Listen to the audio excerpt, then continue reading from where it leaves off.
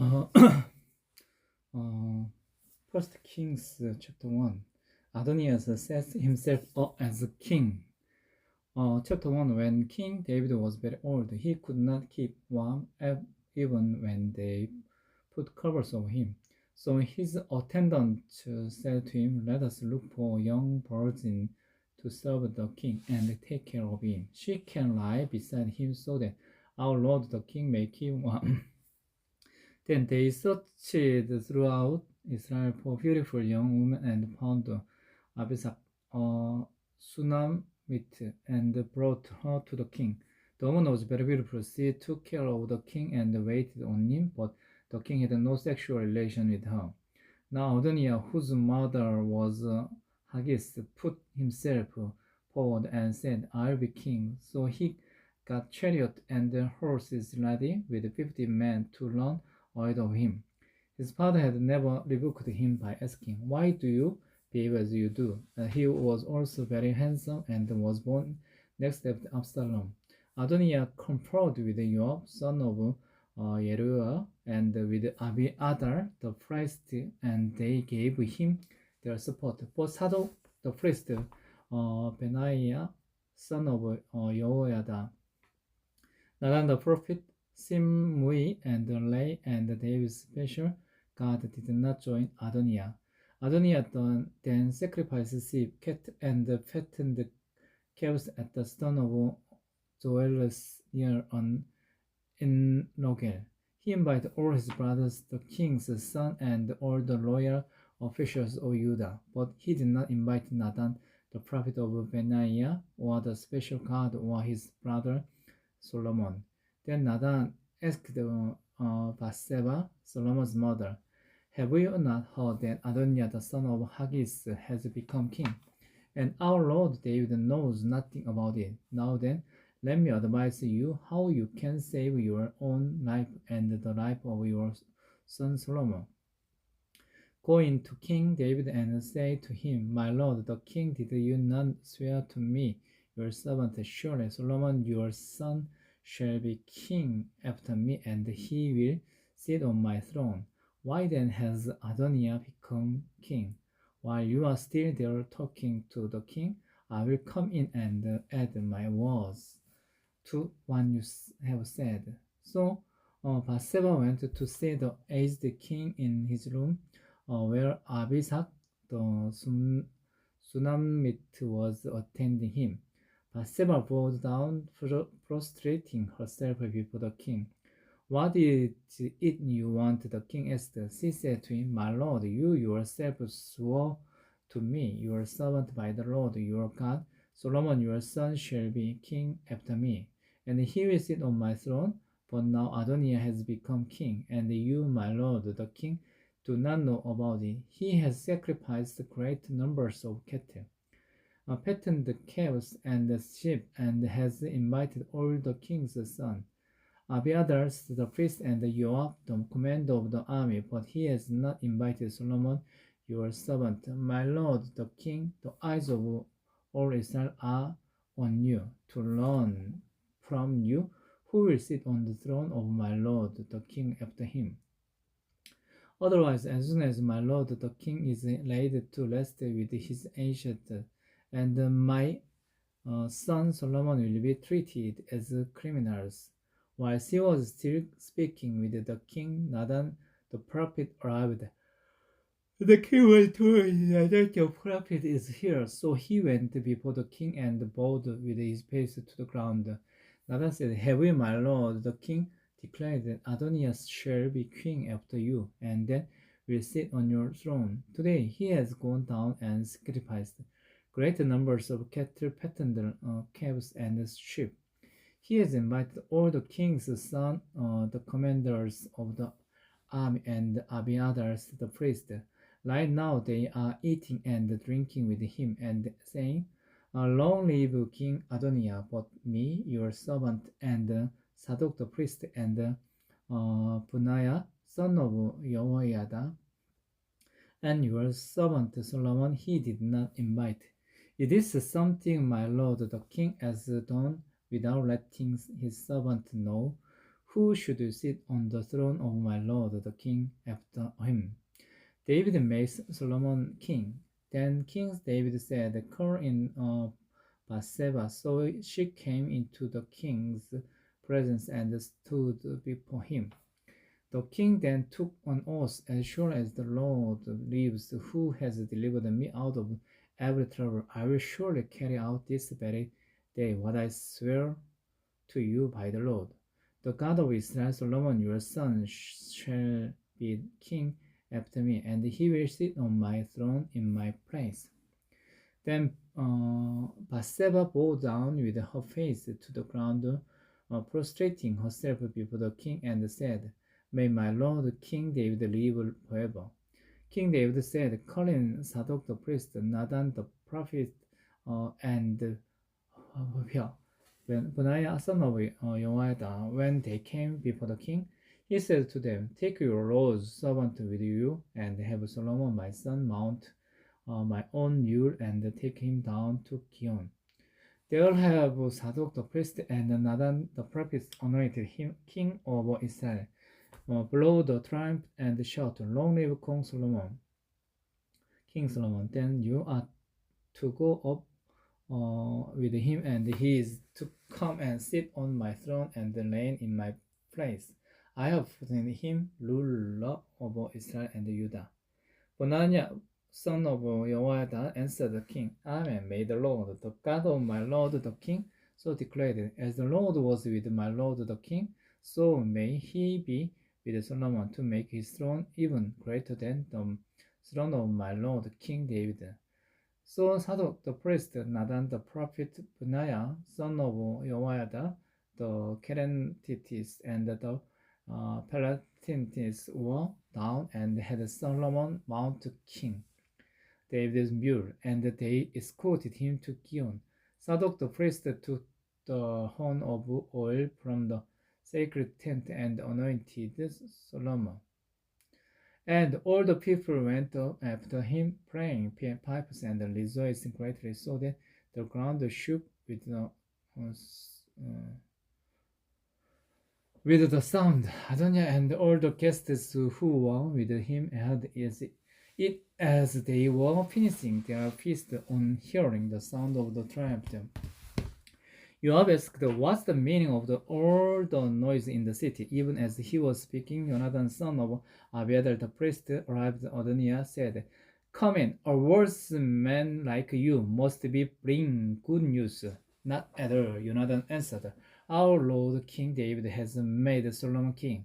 The king has sent with him Zadok the priest, Nathan the prophet, Benaiah son of Jehoiada, the Kerentites and Pelethites, and they have put him on the king's mule.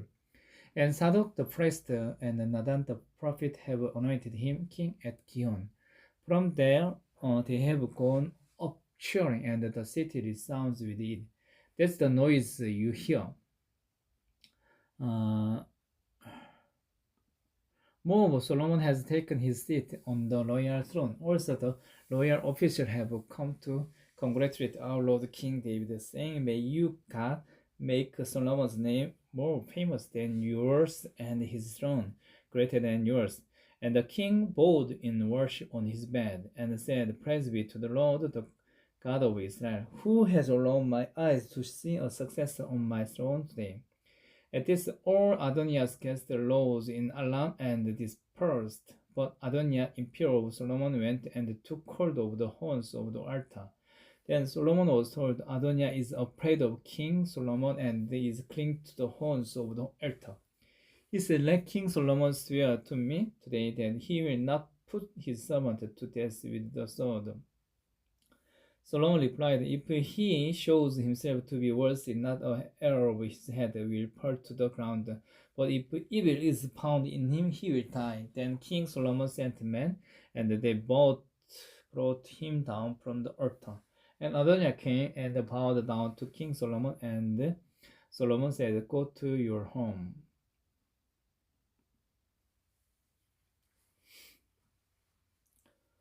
David charged to Solomon. Chapter 2. When the time drew near for David to die, he gave a charge to Solomon his son.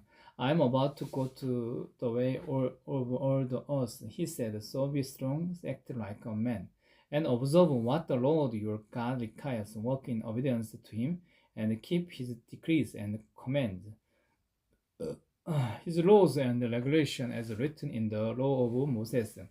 Do this so that you may prosper in all you do and wherever you go, and that the Lord may keep his promise to me if your descendants watch how they live, and if they walk peacefully before me with all their heart and soul. You will never fail to have a successor on the throne of Israel. Now you yourself know what Joab son of Yeruiah did to me, what he did to the two commanders of Israel's armies, Abner's son of Ner and Amasa son of Yeder. He killed them, shedding their blood in peacetime, as if in battle. And with that blood he stained the belt around his waist and the sandal on his feet. Till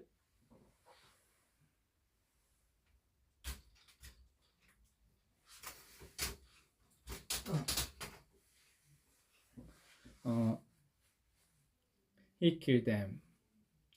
Now on yourself know what Joab son of Yeruiah did to me. What he did to the two commanders of Israel armies, Abner son of Ner and Amasa son of Yeder. He killed them, shedding their blood in peacetime as if in battle. And with that blood he stained the belt around his waist and the sandal of his feet. Deal with him according to your wisdom, but do not let his gray head go down to the grave in peace. But show kindness to the sons of Barzillai of Gilead, and let them be among those who eat your table. They stood by me when I fled from your brothers Absalom.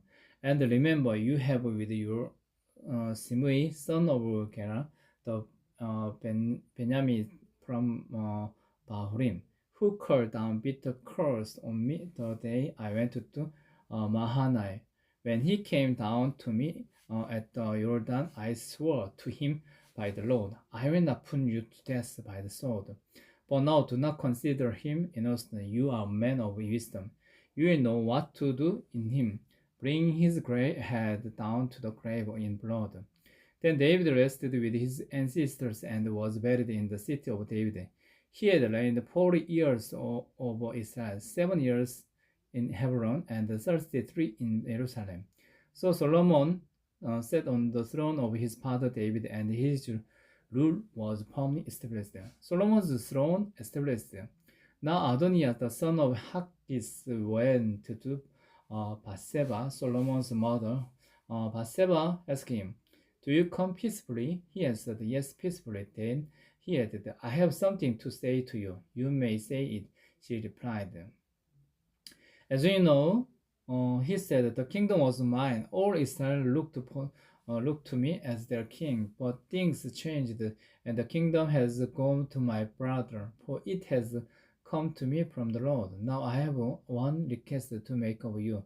Do not refuse me. You may make it, she said.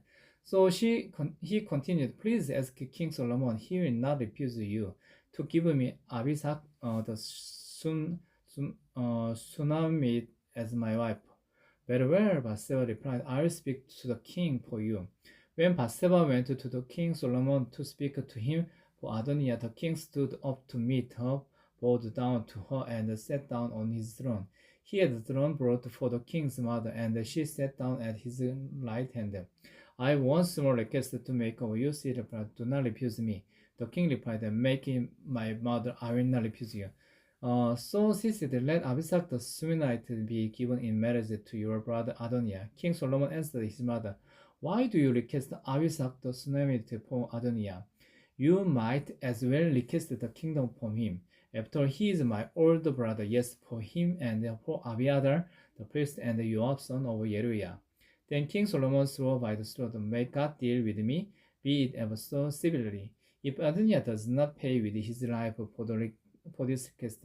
And now, as sure as the Lord lives, he who has established me securely on the throne of my fathers David and has founded a dynasty for me as he promised. Adonias shall be put to death today. So King Solomon gave orders to Benaiah, son of Jehoiada, and he struck down Adoniah and he died.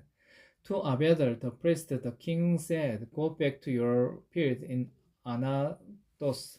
You deserve to die, but I will not put you to death now, because you carried the ark of the sovereign Lord before my father David, and shared all my father's hardships." So Solomon removed Abiathar from the priesthood of the Lord, fulfilling the word the Lord had spoken as Shiloh about the house of Eli.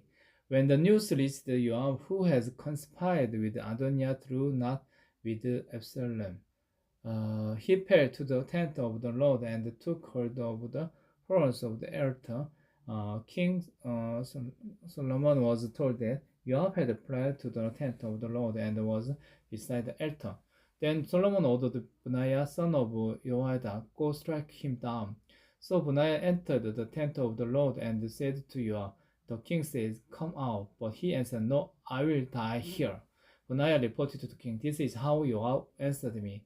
Then the king commanded Benaiah, 'Do as he says, strike him down and bury him, and so clear me and my whole family of the guilty of the innocent blood.' Then Joab said, 'The Lord will repay him for the blood,' he said, 'because without my father David knowing it, he attacked 2 men and killed them with the sword.' Both of them, Abner, son of Ner, commander of Israel's army, and Amasa, son of Yeder, commanders of Judah's army, were better men and more unlike than he. May the guilt of their blood rest on the head of Joab and his descendants forever. But on David's and his descendants, his house and his throne, may there be the Lord's peace forever." So Benaiah, son of Jehoiada, went up and struck down Joab and killed him, and he was buried at his home out in the country. The king put Benaiah, son of Jehoiada, over the army in Joab's position, and replaced Abiathar with Zadok the priest. Then the king sent for Shimei and said to him, "Build yourself a house in Jerusalem, and he live there, but do not go anywhere else. The day you leave and cross the Kidron Valley, you can be sure you will die. Your blood will be on your own head." Shimei answered the king, "What you say is good. Your servant will do as my lord, the king, he has said." And Shimei stayed in Jerusalem for a long time, but 3 years later, 2 of Shimei's slaves ran up to Agis, son of Maacah, king of Gath, and Shimei was told, "Your slaves are in Gath." At this, he saddled his donkey and went to Agis at Gath in search of his slaves. So Shimei went away and brought the slaves back from Gath. When Solomon was told that Shimei had gone from Jerusalem to Gath and had returned, the king summoned Shimei and said to him, Did I not make you swear by the Lord and warn you? On the day you leave to go anywhere else, you can be sure you will die. At that time, you said to me, What you say is good, I'll obey. Why then did you not keep your oath to the Lord and obey the command I gave you? The king also said to Shimei, You know in your heart all the wrong you did to my father David. Now the Lord will repay you for your wrongdoing. But King Solomon will be blessed, and David's throne will remain secure before the Lord forever. Then the king gave the order to Benaiah, son of Jehoiada, and he went out and struck Shimei down, and he died. The kingdom was now established in Solomon's hands.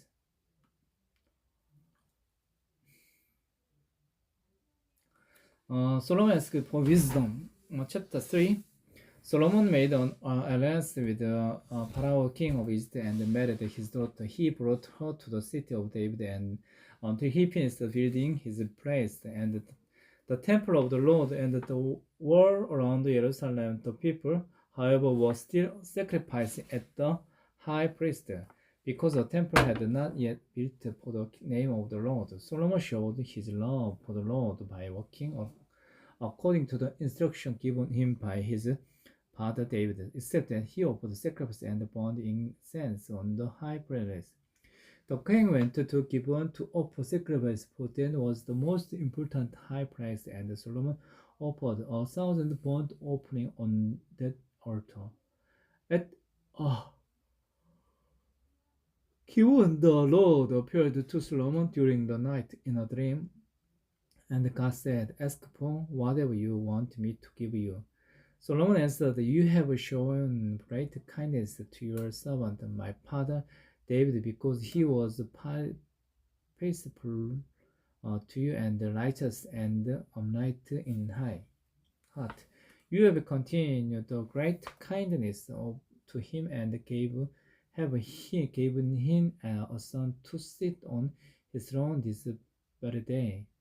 Now, Lord my God, you have made your servant king in place of my father David, but I am only a little child and do not know how to carry out my my duties. Your servant is here among the people. You have chosen a great people, too numerous to count or number. Now, Lord my God, you have made your servant the king in place of David, but I am only the king.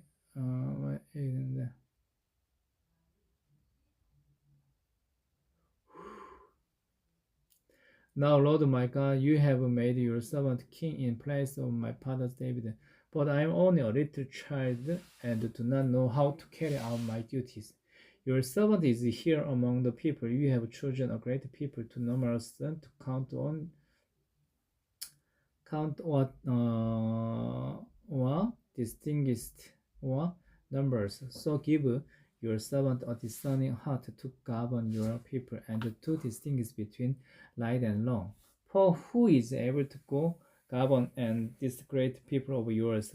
The Lord was pleased that Solomon had asked for this. So God said to him, "Since you have asked for this and not for long life or health for yourself, nor have asked for the death of your enemies, but for discernment in administering injustice, I will do what you have asked. I will give you a wise and discerning heart, so that they will never have been anyone like you, nor will there ever be. Moreover, I will give you one you have not asked for, both wealth and honor, so that in your lifetime you will have no equal among kings. And if you walk in obedience to me and keep my decrees and commands, as David your father did, I will give you a long life." That Solomon woke and he realized it had been a dream. He returned to Jerusalem, stood before the ark of the Lord's covenant, and sacrificed burnt offering and fellowship offering. Then he gave a feast for all his court. A wise ruling. Now 2 prostitutes came to the king and stood before him. One of them said, "Pardon me, my lord, this woman and I live in the same house, and I had a baby while she was there with me. The third day after my child was born, this woman also had a baby. We were alone. There was no one in the house but 2 of us. During the night, this woman's son died because she lay on him. So she got up in the middle of the night and took my son from my side while your servant, was asleep. She put him by her breast and put her dead son by my breast. The next morning, got up to nurse my son, and he was dead. But when I looked at him closely in the morning light, I saw that it was the son I had born." The other woman said, "No, the living one is my son. The dead one is yours." But the first one insisted, "No, the dead one is yours. The living one is mine." And so they argued before the king. The king said, this one says, my son is alive and your son is dead, while that one said, no, your son is dead and mine is alive. Then the king said, bring me a sword. So they brought a sword for the king. He then gave an order, cut the living child in two and give half of the one to one and half to the other. The woman whose son was alive was deeply moved out of love for her son and said to the king, please, my lord, give her the living baby, don't kill him. But the other said, neither I nor you shall have him, cut him in two. Then the king gave his ruling. Give the living baby to the first woman, do not kill him, she is his mother. When all Israel heard the verdict the king had given, they had the king in awe because they saw that he had wisdom from God to administer justice.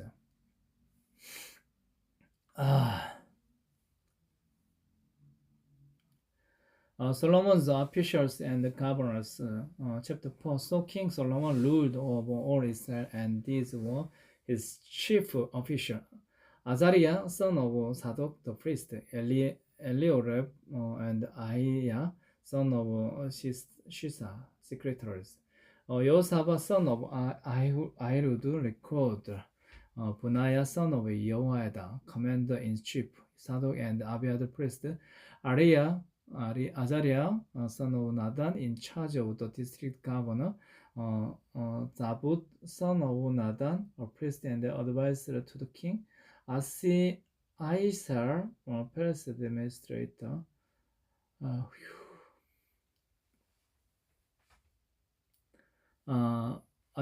Adoniram, son of Abba, in charge of forced labor. Solomon had 12 district governors of all Israel who supplied prisoners for the king and the royal household. Each one had to provide supplies for 1 month in the year. These are their names: Ben-Hur in the hill country of Abraham, Ben-Dek in Makkah, Salibon, Beth-Semes, and Elon Budanan, Ben-Hesed in Alubos, Soko, and all the land of Heper were his.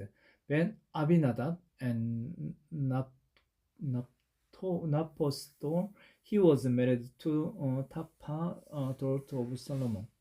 Baana, son of Ahilud in Tanakh, and Megiddo, and in all of Beth-Shan next to Jaredan, below Israel, from Beth-Shan to Abel, Mello, across to Yokozmin.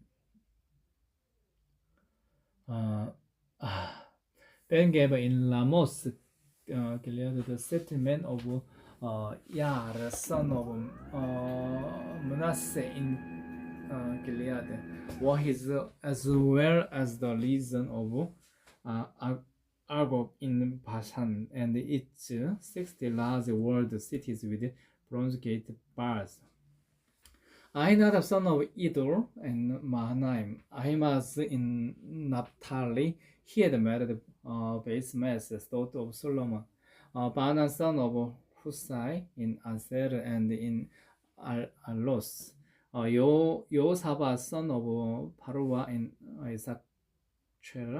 Simui, son of Ella in Benjamin. Gabriel, son of Uri in Gilead, the country of Sion, king of the Amoris, and the country of Og, king of Basan. He was the only governor of the district. Solomon's daily provision. The people of Judah and Israel were as numerous as the sand on the seashore. They ate, they drank, and they were happy. And Solomon ruled over the kingdom from the Euphrates river to the land of the Philistines, as far as the border of Egypt. These countries brought tribute and were Solomon's subject all his life. Solomon's daily provisions were 30 cores of the finest flour and 60 cores of meal, 10 head of straw-fed cattle, 20 of pasture-fed cattle, and 100 sheep and goats, as well as deer, gazelles, roebucks, and choice fowl. For he ruled over all the kingdom was west of the Euphrates River from Tipsah to Gaza, and had peace on all sides. During Solomon's lifetime, Judah and Israel from then to Beersheba lived in safety, everyone under their own vine and under their own fig tree. Solomon had 4,000 stalls for chariot horse and 12,000 horses. The district governor, each in his mouth, supplied provisions for king. Solomon and all his who came to the king, they saw to it that nothing was lacking. They also brought to the priest proper placed their quotas or barley and straw for the chariot, horse and the other horse. Solomon's wisdom. God gave Solomon wisdom and very great insight in the breadth of the understanding. As measureless as the sand on the seashore, Solomon's wisdom was greater than the wisdom of all the people of the East, and greater than all the wisdom of Egypt. He was wiser than anyone else, including Edan the Ezra's, wiser than Heman, Hakor, and Darda, the son of Mahor, and his fame spread to all the surrounding nations. He spoke 3,000 proverbs, and his songs numbered 1,005. He spoke about planned life from the cedar of Lebanon to the hyssop that grows out of earth. He also spoke about animals and birds, reptiles, and fishes. From all nations, people came to listen to Solomon's wisdom, sent by all the kings of the world who had heard of his wisdom.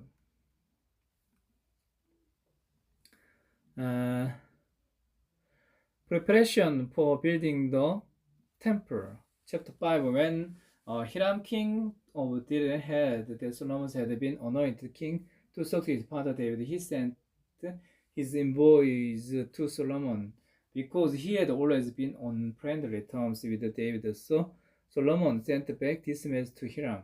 You know that because of the wars waged against my father David from all sides, he could not build a temple for the name of the Lord his God until the Lord put his enemies under his feet.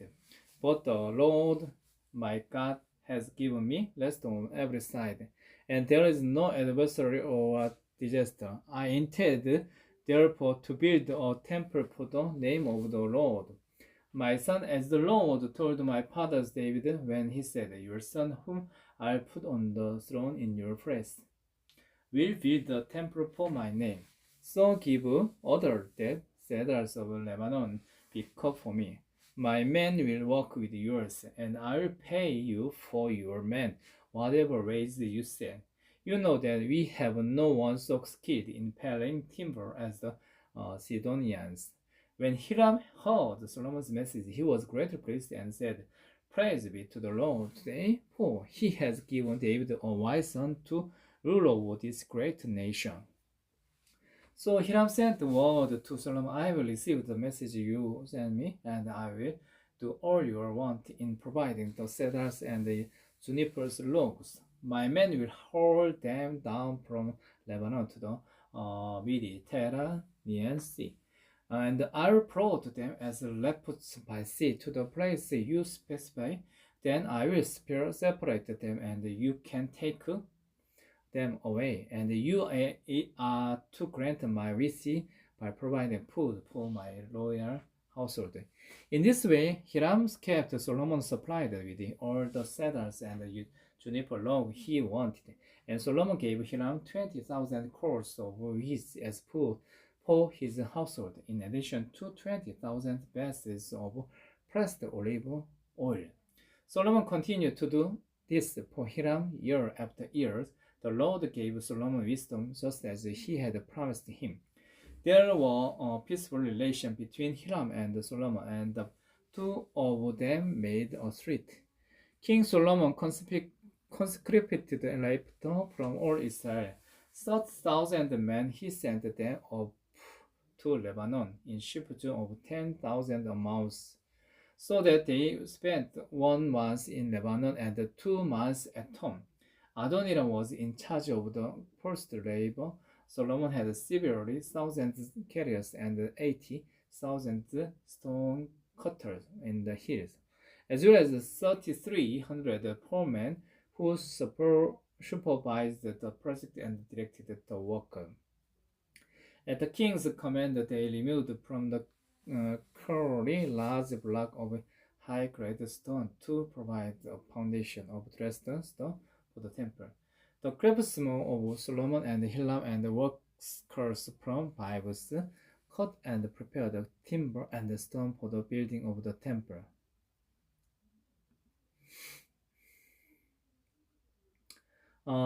Solomon builds the temple, chapter 6, in the 480th years after the Israelites came out of Egypt. In the first year of Solomon's reign over Israel, in the month of Ziv, the second month, he began to build the temple of the Lord. The temple that King Solomon built for the Lord was 60 cubits long, 20 wide, and 30 high. The portico at the front of the main hall of the temple extended the widest of the temple. That is 20 cubits and projected 10 cubits from the front of the temple. He made a narrow windows high up in the temple halls. Against the wall of the main hall and the inner sanctuary, he built a structure around the key building, in which there were side rooms. The lowest floor was 5 cubits wide, the middle floor 6 cubits, and the third floor 7. He made offset ledges around the outside of the temple so that nothing would be inserted into the temple walls.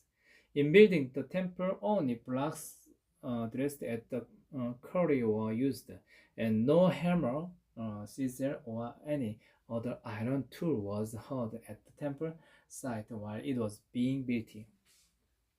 The entrance to the lowest floor was on the south side of the temple. A stairway led up to the middle level and from there to the third. So he built the temple and completed it, roofing it with beams and cedar planks, and he built the side rooms all along the temple. The height of each was 5 cubits, and they were attached to the temple by beams of cedar. The word of the Lord came to Solomon, as for this temple you are building, if you follow my decrees, observe my laws, and keep all my commands and obey them, I'll fulfill through you 2 promises I gave to David your fathers, and I will live among the Israelites and will not abandon my people Israel. So Solomon built the temple and completed it. He lined its interior wall with cedar boards, paneling them from the floor of the temple to the ceiling, and covered the floor of the temple with planks of juniper. He partitions of 20 cubits at the inner sanctuary, the most holy place. The main hall in front of this room was 40 cubits long. The inside of the temple was cedars carved with gold and open flower. Everything was cedar, no stone was to be seen. He prepared the inner sanctuary within the temple to set the Ark of the Covenant of the Lord there. The inner sanctuary was 20 cubits long, 20 wide, and 20 high. He overlaid the inside with pure gold, and he also overlaid the altar of cedar. Solomon covered the inside of the temple with pure gold, and he extended the gold chains across the front of the inner sanctuary, which was overlaid with gold. So he overlaid the whole interior with gold. He also overlaid with gold the altar that belonged to the inner sanctuary. For the inner sanctuary, he made a pair of cherubim out of olive wood, each 10 cubits high. One wing of the first cherub was 5 cubits long, and the other wing 5 cubits, 10 cubits from wing tip to wing tip. The second cherub also measured 10 cubits, for the 2 cherubim were identical in size and shape. The height of each cherub was 10 cubits. He placed the cherubim inside the innermost room of the temple, with their wings spread out. The wing of the one cherub touched one wall, while the wing of the other touched the other wall, and their wing touched each other in the middle of the room. He overlaid the cherubim with gold. On the walls all around the temple in both the inner and the outer rooms, he carved cherubim, palm trees, and open flowers. He also covered the flowers of both the inner and outer rooms of the temple with glass. For the entrance to the inner sanctuary, he made doors out of olive wood that were one piece of the widest of the sanctuary, and one on the two olive wood doors he carved cherubim, palm trees, and open flowers, and overlaid the cherubim and palm trees with hammered gold. In the same way, for the entrance to the main hall, he made door frames out of olive wood that were one fourth of the widest of the hall. He also made two doors out of juniper wood, each having two leaves that turn in socket. He carved cherubim, palm trees, and open flowers on them, and overlaid them with gold hammered even over the carving. And he built the inner courtyard of the course of dressed stone and one course of trimmed cedar beam. The foundation of the temple of the Lord was laid in the first years in the mouth of Jib, in the 11th year in the mouth of Bull, the 8th month the temple was finished. In all its details according to its specification, he had spent 7 years building it. Solomon built his place. It took Solomon 13 years, however, to complete the construction of his palace. He built the palace of the forest of Lebanon, 100 cubits long, 50 wide, and 30 high, with 4 rows of cedar columns supporting trimmed cedar beams. It was root two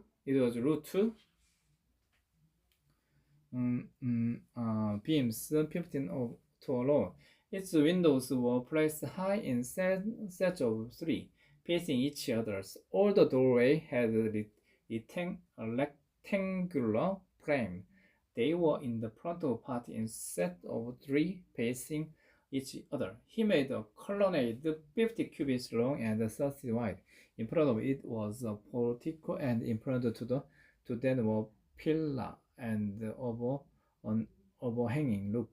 He built the throne hall, the hall of justice, where he was to judge, and he covered it with cedar from floor to ceiling, and the place in which he was to live, except farther back, was similar in design. Solomon also made a palace like this for Pharaoh's daughter, whom he had married. All these structures, from the outside to the great courtyard and from foundation to to eaves, were made of block of high-grade stone, cut to size and smoothed on their inner and outer face. The foundation were laid with large stone of gold quality, some measuring 10 cubits and some 8. Above it were high-grade stones, cut to size, and cedar beams. The great courtyard was surrounded by a wall of 3 courses of dressed stone and the course of trimmed cedar beams, as was the inner courtyard of the temple of the Lord with its portico. The temple's furnishing. King Solomon sent to Tyre and brought Huram, whose mother was a widow from the tribe of Naphtali, and whose father was from Tyre and a skilled craftsman in bronze. Huram was filled with wisdom, with understanding, and with knowledge to do all kinds of bronze work. He came to King Solomon, and he did all the work assigned to him. He cast 2 bronze pillars, each 8 cubits high and 12 cubits in circumference. He also made 2 capitals of cast bronze to set on the top of the pillar. Each capital who was 5 cubits high. A network of interwoven chains adorned the capitals on top of the pillar. 7 for each capital. He made pomegranates in 2 rows circling each network to decorate the capitals on top of the pillar. He did the same for each capital. The capitals on top of the pillars in the portico were in the shape of lilies 4 cubits high. On the capitals of both pillars above the balls shaped part next to the network were the 200 pomegranates in row all around.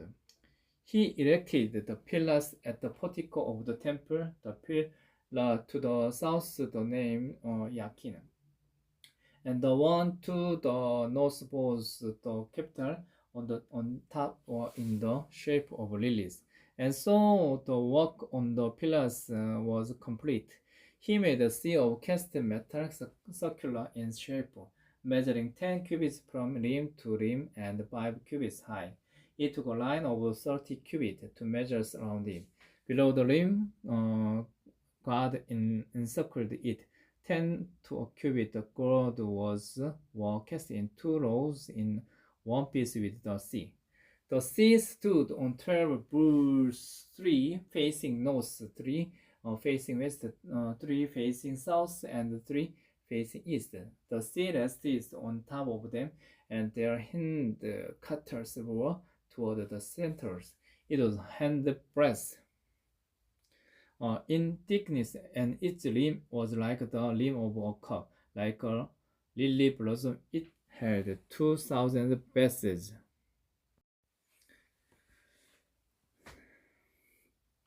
He also made 10 movable stands of bronze. Each was 4 cubits long, 4 wide, and 3 high. This is how the men were made. Then they had side panels attached to upright. On the panel between the upright were iron bulls and cherubim, and on the upright as well, above it and below the lions and bulls were lasses of hammered rock. Each stand had 4 bronze wheels with bronze axles, and each had a basin resting on the support, cast with lasses on each side. On the inside of the stand, there was an opening that had a circular frame of 1 cubit deep. This opening was round, and with its base work, it measures a cubit and a half. Around its opening, there was engraving. The panels of the stand were square, not round. The 4 wheels were under the panels, and the axles of the wheels were attached to the stand. The diameter of each wheel was a cubit and a half. The wheels were made like chariot wheels. The axles, limbs, spoke, and halves were all of cast metal. Each stand had 4 handles, one on each corner projecting from the stand. At the top of the stand, there was a circular band half a cubit deep. The support and the panels were attached to the top of the stand. He engraved cherubim, lions, and palm trees on the surface of the support and the panel. In every available space with the rests all around. This is the way he made the 10 stands. They were all cast in the same molds and were identical in size and shape. He then made 10 bronze bases, and each held 40 bases and measuring 4 cubits around 1 basin to go on each of 10 stands. He placed 5 of the stands on the south side of the temple and 5 on the north. He placed the sea on the south side at the southeast corner of the temple. He also made the porch and shovels and sprinkling bowls. So Huram finished all the work he had undertaken second for King Solomon in the temple of the Lord. The two pillars, the two bowl-shaped capitals on top of the pillar. The two sets of network decorating the two bowl-shaped capitals on top of the pillar. The 400 pomegranates for the two sets of network, two rows of pomegranates for each network decorating of the bowl-shaped capitals on the top of pillar. The 10 stands with their 10 bases, the sea, and the 12 bulls on it. The butter shovel and the sprinkling bowls, all these objects that Huram made for King Solomon, for the temple of the Lord were of burnished bronze. The king had them cast in clay molds in the plain of the Jordan between Sukkot and Zaredan. Solomon left all these things unweighed because there were so many.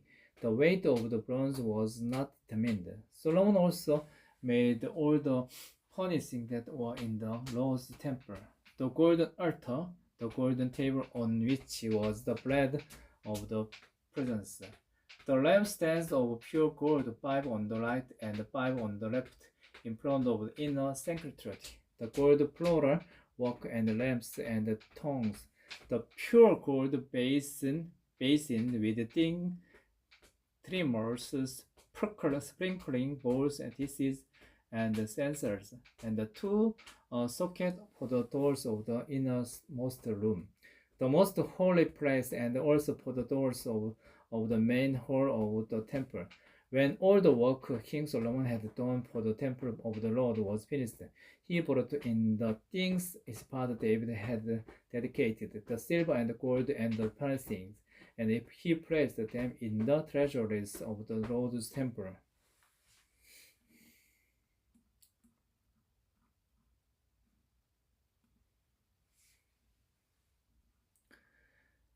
The ark brought to the temple. Chapter 8.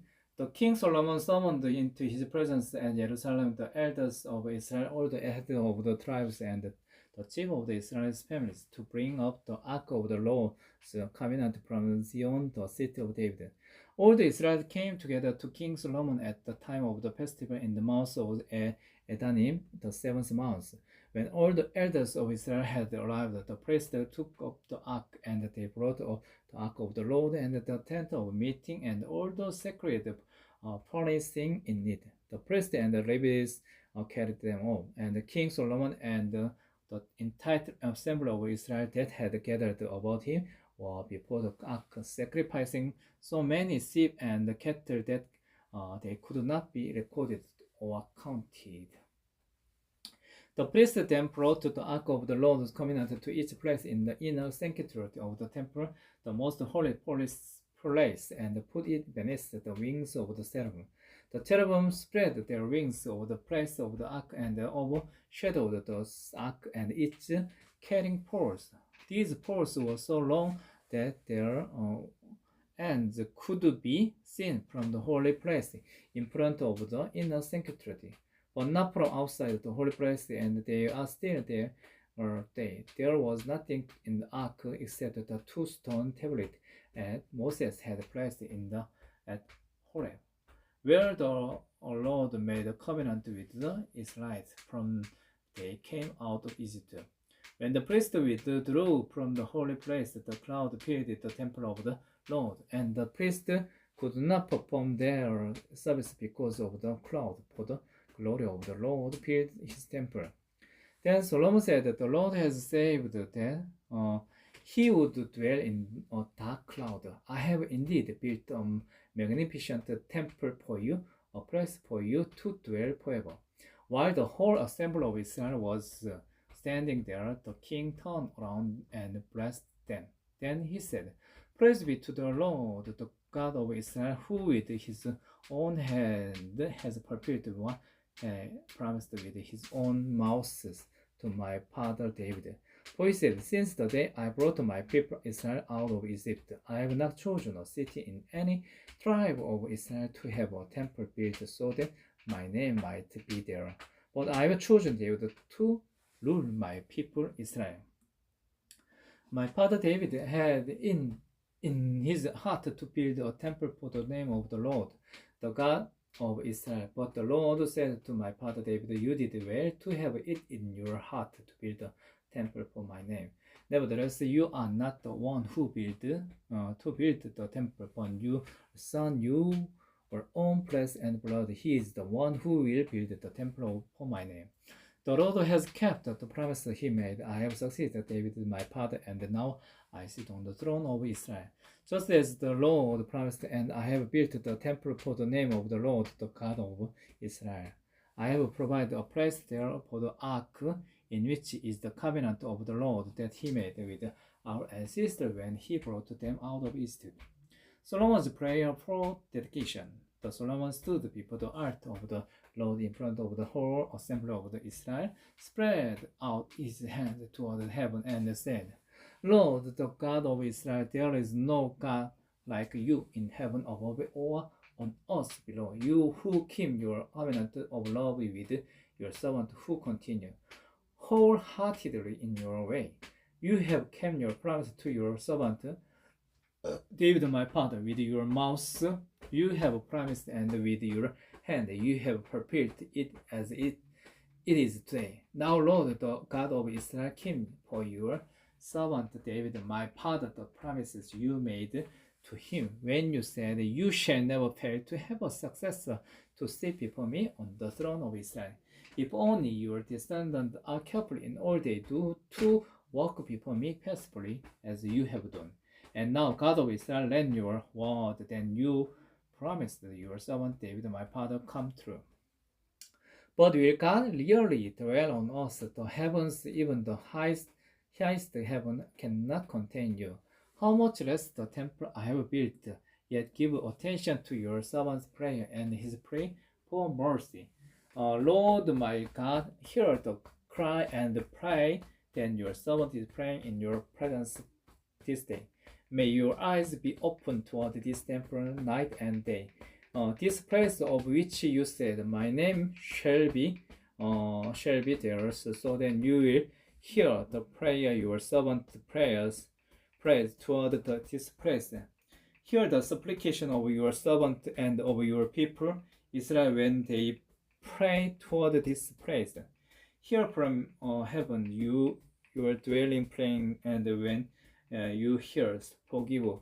When anyone wrongs their neighbors and is required to take an oath, and they come and swear the oath before your altars in this temple, then hear from heaven and act judge between your servant, condemning the guilty by bringing down on their heads what they have done, and vindicating the innocent by treating them in accordance with their innocence. When your people Israel have been defeated by an enemy because they have sinned against you, and when they turn back to you and give praise to your name, praying and making supplication to you in the temple, then hear from heaven and forgiving the sin of your people Israel, and bring them back to the land you gave to their ancestors. When the heavens are shut off and there is no rain because your people have sinned against you, and when they pray toward this place and give praise to your name and turn from their sins because you have afflicted them, then hear from heaven and forgive the sin of your servant, your people Israel. Teach them the right way to live, and send rain on the land gave your people for inheritance.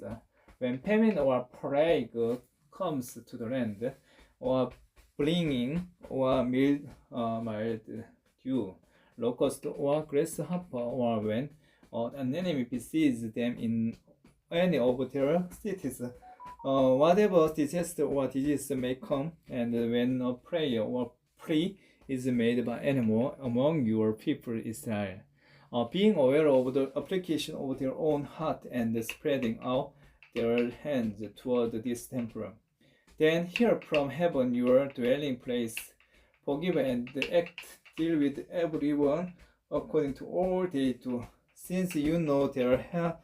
For you alone know every human heart. so that they will fear you all the time they live in the land you gave our ancestors.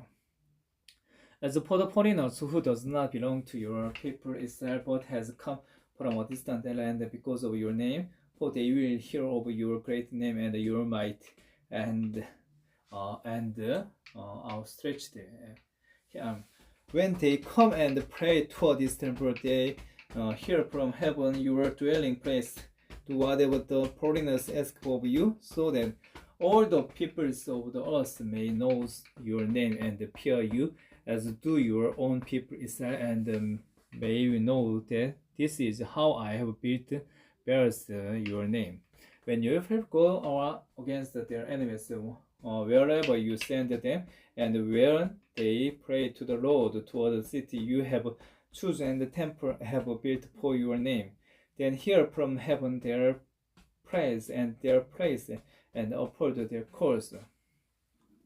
When they sin against you, for there is no one who does not sin, and you become angry with them and give them over to their enemies, who take them captive to their own lands, far away or near. And if they have a change of heart in the land where they are held captive, and repent and plead with you in the land of their captors, and say, we have sinned, we have done wrong, we have acted wickedly.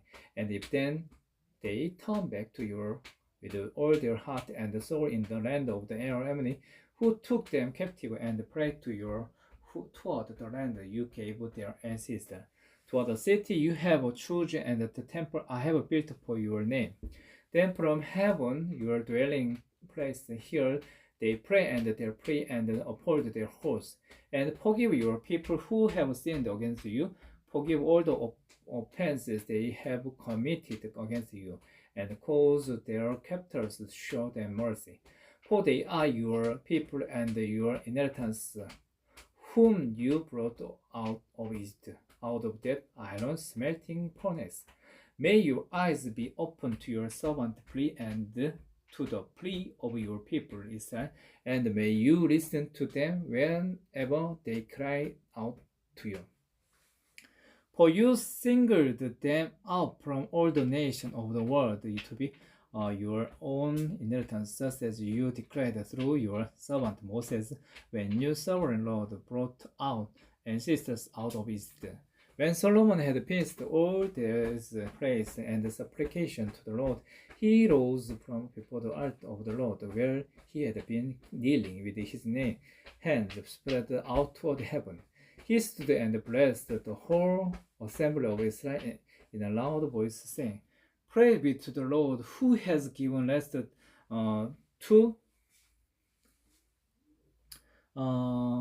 promised, not one who has given rest to his people Israel, just as he promised.